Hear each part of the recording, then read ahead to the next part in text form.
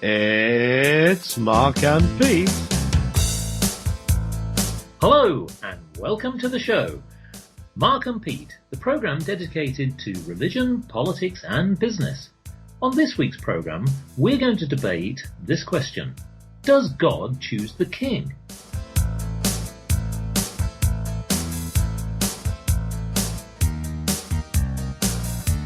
There are many nations that have had monarchs over the centuries, and we're going to talk about the United Kingdom in particular, and especially with this concept of the divine right of kings.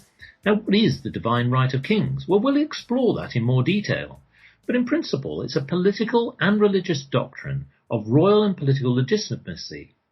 It asserts that a monarch is subject to no earthly authority, deriving the right to rule directly from the will of God. The king is thus not subject to the will of the people, the aristocracy, or any other estate of the realm. According to this doctrine, only God can judge an unjust king. Well, is that true? With me today is clergyman Pete. So, Pete, just explain the concept of the divine rights of kings, and let's talk about, does God choose the king? Well, when we're talking about the divine right of king, we're talking about authority being given to the king by God, and then the king exercising his authority on behalf of God. And there is some legitimacy to the claim in that if you have any authority, it must have been given to you or allowed to be exerted by God. If God is in charge of all things, then and has supreme authority, then if you have authority, surely he's let you have it.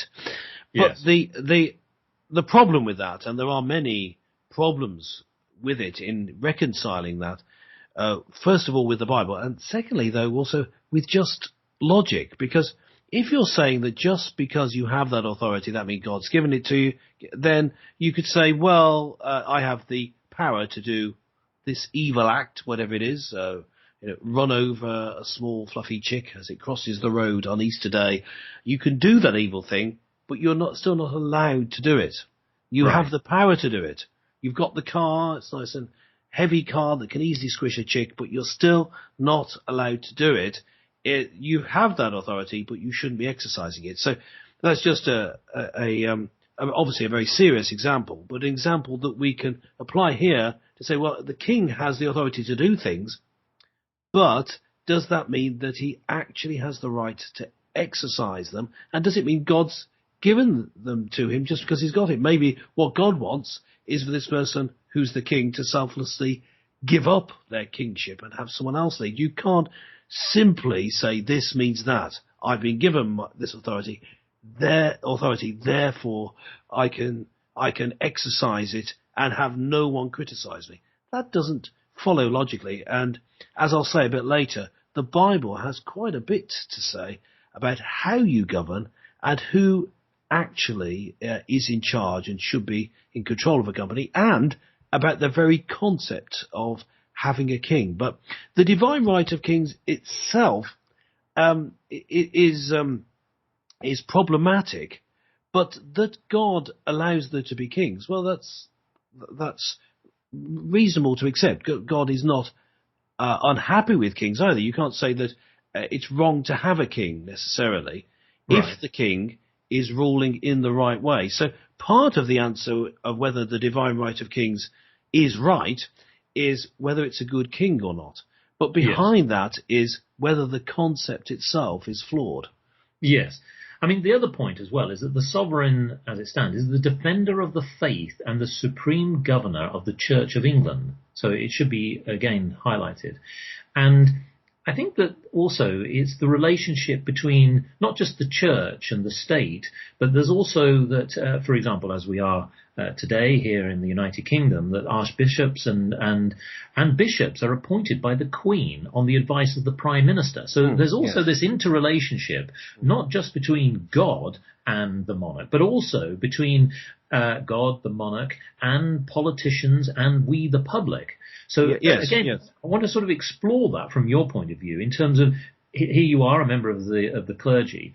Just talk me through that interrelationship, because we really want to get to, who really chooses the king. Because particularly the United Kingdom has had a turbulent history over the choice of kings, and we want to sort of talk about that because, as you know, we've had this issue where we've actually got rid of a king, particularly King Charles I. Yes, but not we recently, decided folks. Not recently, and we'll talk yeah. about that. But also, as you know, we've reinstated the monarch. So just explain the relationship between God, king, politicians, and the public. Well, earlier, of course, I was talking just generally about kings, but if you were taking it and specifically about England, and then we're talking about Britain and the Commonwealth, the king or queen of England has a particular relationship to the church from the way that the Church of England came into being. And really, this position of the king being known as the defender of the faith comes from the disagreements of the monarchy in Britain with the Roman Catholic Church. And the defender of the faith meant the defender of the Protestant faith as opposed to the Roman Catholic faith.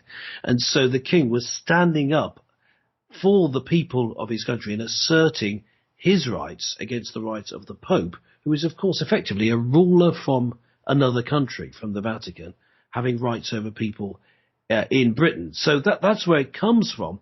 Now, that has less relevance today. There's even less influence, but certainly no authority directly over citizens or subjects of Britain. I distinguish, strictly speaking, people in Britain are regarded as subjects because they're under the king. But the people who live in Britain, the Catholic Church the only authority has is one of influence if people choose to follow the Pope.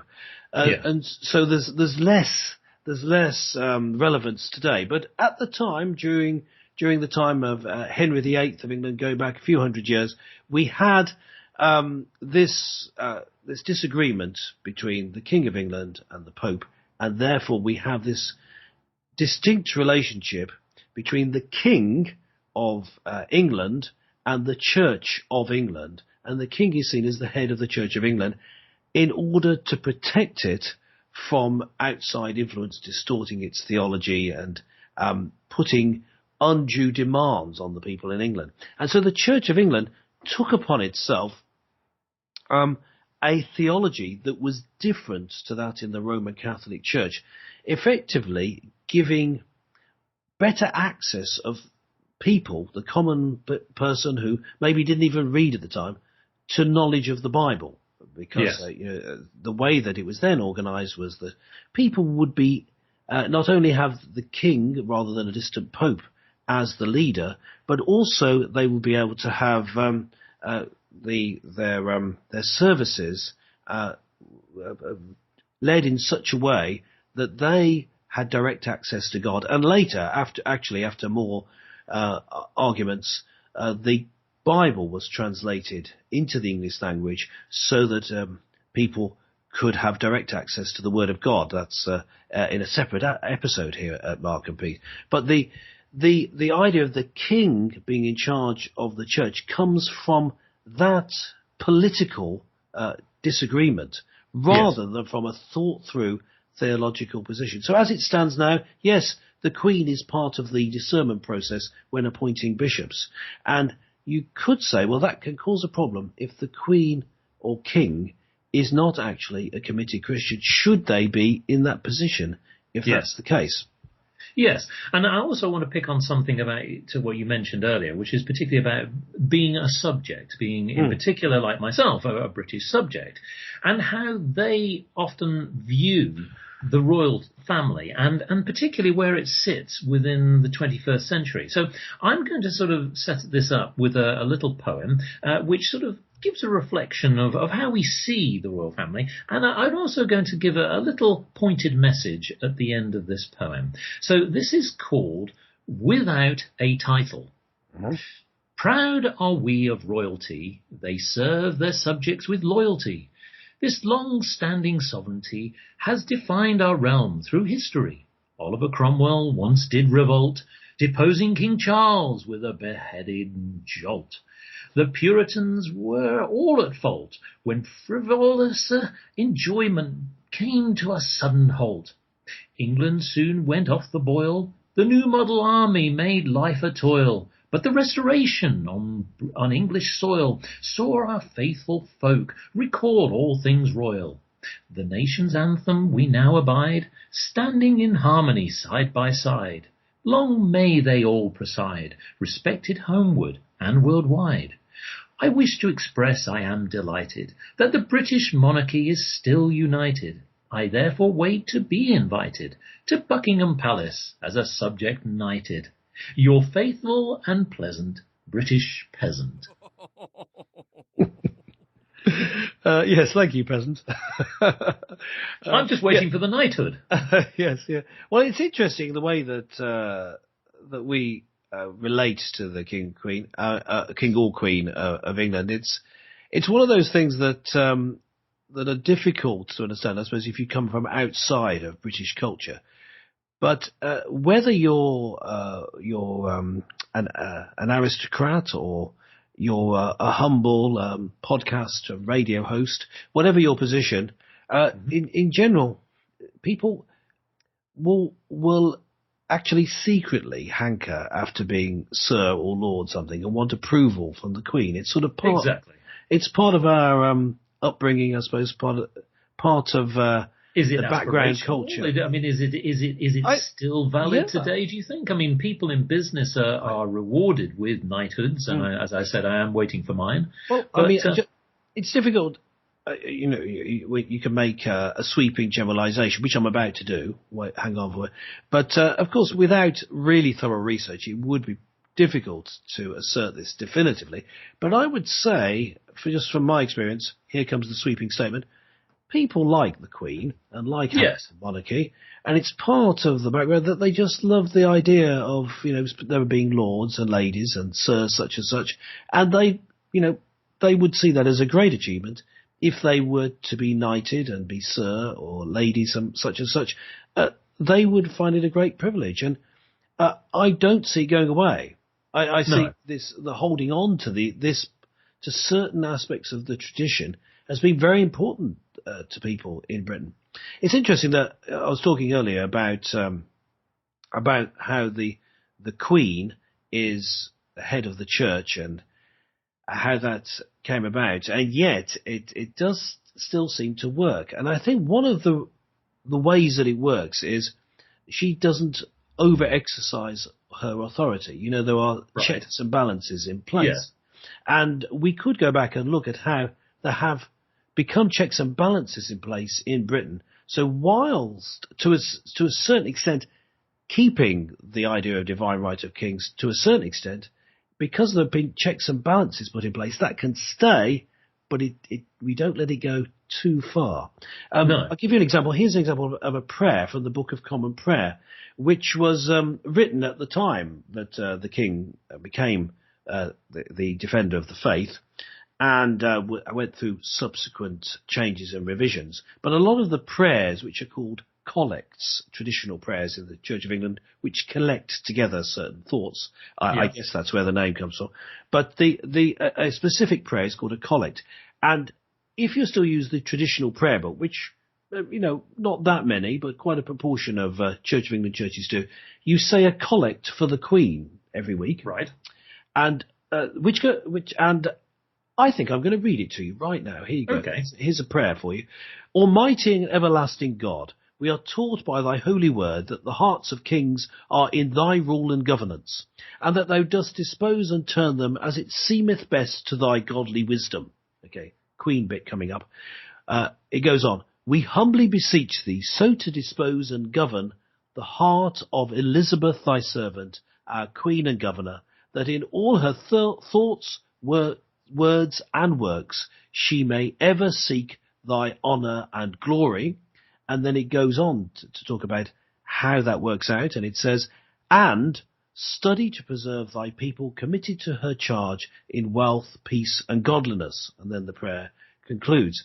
So the prayer is one positioning Elizabeth as a servant of God, so Yes. far beneath him, and praying that in all she does, she will do what God wants, which includes looking after the people in her charge. So although she is the queen, although she's seen as the head of the church, she's very much under God and can only act in accordance with what God wants for the good of the people. And Yes. so these checks and balances are put in place. The position is one of a divine right, but the particular king or queen's decisions are subject to God and subject to being good for the people. Yes.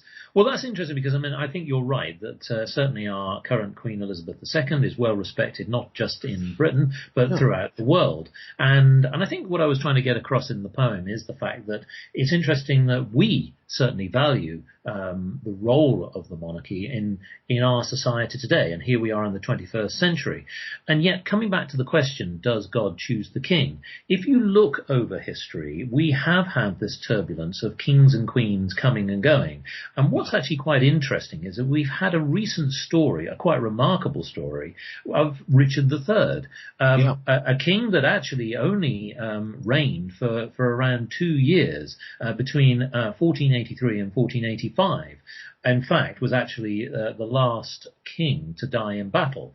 And yet, what seemed to be a king that had disappeared for eternity has been refound, as we all now know. It's been well exposed in the media, found in a car park in Leicester. But what it has done is it's brought back a lot of history. Now, the question I have for you is that there was a king brought into a situation where, through events he probably at the time didn't expect to be king, was found that he was in a position of power, and yet was taken away, again in a brutal act in the Battle of Bosworth. Now, was that an act of God? Was that an act of man? I'd just like to sort of bring that in because Richard III is very much in our minds, fresh in our minds today.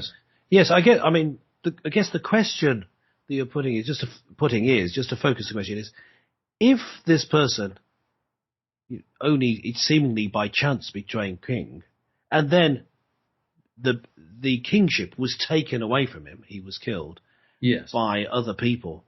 In what way can we say he's chosen by God to be king? Correct. It all seems a bit hit and miss. And the answer is, I think that we can't say that God specifically chose him to be king. And we can't even say that God says there has to be a king. Because if you go back to the Bible and its teaching on kingship, it's not that God says that you should have a king, rather the opposite. He's saying that people will want a king and they will set him in place, which is what happened with Richard III and with other kings, and that they will do the business of choosing them. But he says, what God says is that you should choose one of your own people. Right. Now, one of the things that we notice from British history is that many of the kings have been foreigners brought in. Yes. And they're brought in, I guess, because of their international relations. What you want from a king is someone who is going to be able to keep the relationship smooth with other people, particularly if you're a trader, and to defend you from attack, but also keep lines of trade open. And so that's why you might get in a foreigner, and throughout British history, that has often been the case, that foreigners have been chosen. So with Richard III, he was thrust into that position, thrust into the position of being able to become king. He seems to, from the history that we read, which of course is written by the people who killed him, I guess the history has been controlled by the later kings who killed him. So we may have a slightly distorted version of him, but he seems to have been quite ruthless in keeping his kingship once he got hold of it. But then he was king for maybe 3 years, I think, something like that. 2 years, okay. Well, he was then had it snatched away from him. So in what way did God choose him to be king? Well, he allowed him to be king, but with the ruthless way that he behaved, if that's correct, I can't see that he should ever have been king. Because someone who is immoral goes against God's law. He's accused of murder, Richard III. Now, there are people, revisionists of history, who say, no, he didn't kill the two princes in the tower, the famous story of Richard III's life. Which is the unsolved question, isn't it? And certainly the Shakespearean play about him, he's seen as a bit of a villain, and he has, the ultimate villain, I guess, he's seen as. He's been, that idea of the physically deformed villain who has a deformed character has been used many, many times since, but done pretty well by Shakespeare. So, I don't like all of his, but he did all right with that one. He might make something of himself. Now, if that idea of him is right, then he's been acting against God's law. You're not allowed to murder people, even if you're king. God's law is above the king. Therefore, I would say God didn't want him to be king. And you can go against God's will, but then you suffer the consequences. That's the teaching of the Bible. That's what I find in my own life. If you do things wrong, then you suffer the consequences.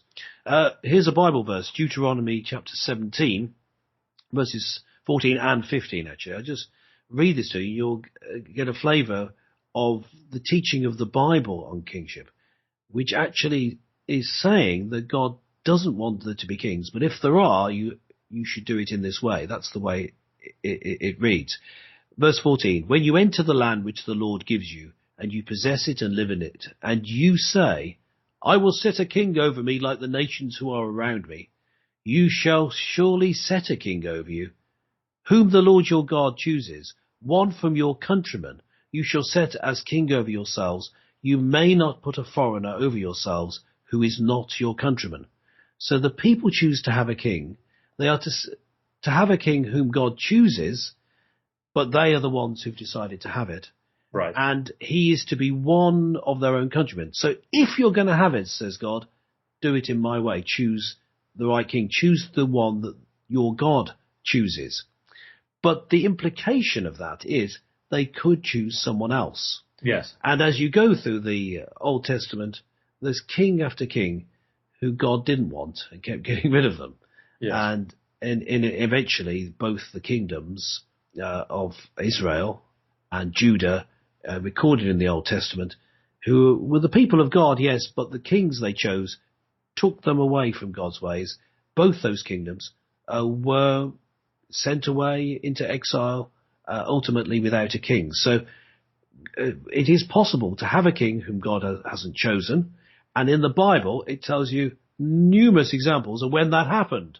Yes. So when we look at our history, the divine right of kings isn't something that you can use to defend bad behaviour.